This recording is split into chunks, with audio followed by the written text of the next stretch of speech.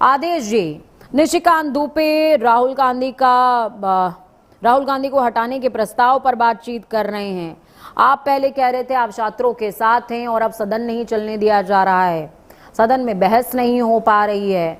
कैसे देखा जाए, ये कैसे आप उनकी साइड हैं? ये तो वो वाला हो गया, एक पिक्चर का डायलॉग था, मैं तुम्हारी तरफ हूं, तो वो पूछता है कि ये कैसा तुम मेरी तरफ हो, तो वो कहता है कि एक उंगली मेरी आपकी तरफ है और बाकी 4 किसी और की तरफ है। ये तो वो वाला हाल हो गया। ये बिल्कुल आपने ठीक कहा पूजा जी। भारतीय जनता यही चरित्र है कि दूसरों को पर आरोप मढ़ना, दूसरों में कमी डालना और अपने 12 शासन की तरफ एक दिन नहीं झांकना। माननीय जवाब के बारे में तमाम उल्टी सीधी बातें करते हैं, लेकिन पूरा देश जवाब देता है। तो मैं उस नहीं जाऊंगा, लेकिन ये जरूर कहना चाहूंगा कि ये सदन है, इस सदन में सरकार की जवाबदेही है। जो क्या रखते हैं, क्या वो करते हैं। प्रधानमंत्री आए, हाउस में बैठे, विपक्ष की बात सुने, अपनी बात कहें, गृह मंत्री आए सुने, अपनी बात कहें, लेकिन दोनों सदन में नहीं आते। इससे पहले भी सदन में नहीं आए। वो ऐसा क्या कह देंगे कि आप सदन चलने देंगे? ऐसा वो क्या कह दें कि विपक्ष सदन चलने देगा? विपक्ष तो सदन के लिए, हमने तो खड़गे साहब को देखा ना, आपने राज्यसभा में स्पीकर ने बोलते बोलते हाउस को एडजॉर्न कर देते हैं।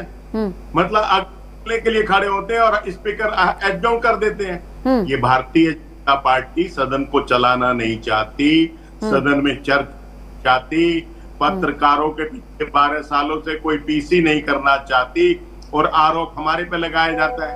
हम तो रोज सदन में नहीं बोल पाते, तो सदन के बाहर मीडिया को संबोधित। आदेश जी, एक विषय समझिए, जब तक धर्मेंद्र प्रधान का इस्तीफा नहीं हुआ था, तब तक आप हंगामा कर रहे थे, जायज था, समझ में आ रहा था। जब तक जवाबदारी तय नहीं हुई थी, आप हंगामा कर रहे थे, समझ में आ रहा था। अब तो सब हो गया है ना, कानून तो आने दीजिए, चर्चा करिए, चर्चा में बताइए क्या कमियां हैं, और अगर ज्यादा कमी होगी जेपीसी के पास चला जाएगा कानून। परेशानी कहां आ रही है? चर्चा तो करिए पहले।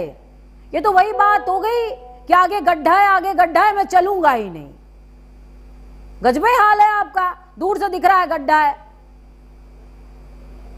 बोलिए बोलिए। हाँ, आप ही से सवाल है मेरा। तो पूजा जी, हमने तो देश को गड्ढों से निकाला है। हाँ। दुनिया का करीब सबसे 92 पेपर लीक आपके भी शासन में थे, कैसे निकाला वो मैं समझ नहीं पा रही हूँ। ठीक है, मैं एक बार अशोक गुप्ता जी से भी सवाल पूछ लेती हूँ। ठीक है, अशोक गुप्ता जी से भी।